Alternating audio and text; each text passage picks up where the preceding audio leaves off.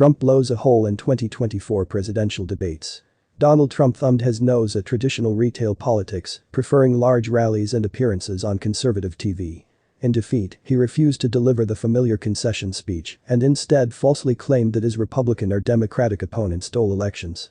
Now it's the presidential debates that are about to get a Trump makeover. They may never be the same again.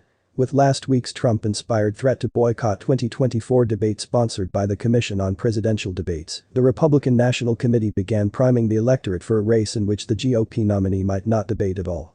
It certainly gives the candidate more of an out if they've decided debating is to their disadvantage to be able to say, "The party rules prevent me from accepting the commission's invitation," said Trevor Potter, a former chair of the Federal Election Commission, who served as general counsel to Republican John McCain's two presidential campaigns.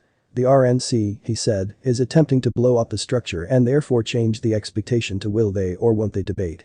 If there was any possibility that the GOP, following Trump's loss in 2020, would take a more traditionalist turn in the next election, the RNC's war on the debate commission will serve as yet another reminder of how expansive the former president's influence remains and the stamp he'll put on 2024, regardless of whether he runs. The debate commission was a joint creation of top officials at the RNC and the Democratic National Committee.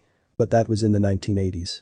Today's populist-oriented GOP is far more mistrustful of traditional political institutions including independent nonpartisan organizations like the Commission, which exists only to facilitate general election debates and receives no funding from the government or any political party, political action committee or candidate. To the average Republican voter, the response to this action will be some variation of, "It's about time," said James Dickey, the former chair of the Texas Republican Party.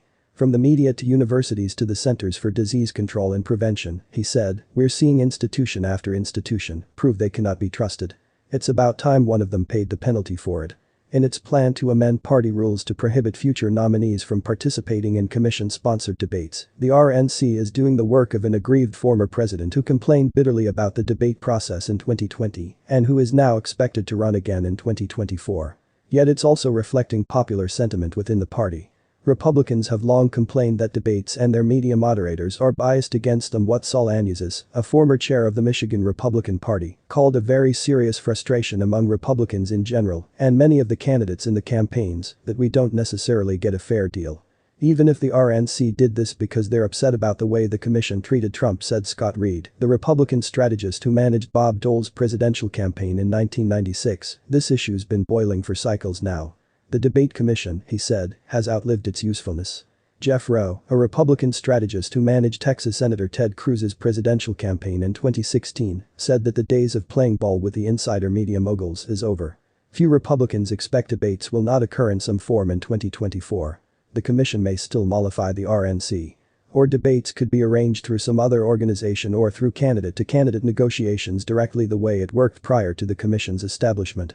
As Dick Wadhams, a former Colorado Republican Party chair and longtime party strategist, put it, "I don't think God sent down tablets from heaven, saying that the debate commission is the final word." On the other hand, he said, any time you get Trump involved with these kinds of things, it gets excessive and it gets out of line. There's no doubt in my mind that what Trump would want is basically cheerleaders for him to be the moderator, Wadhams said. That's not right, either.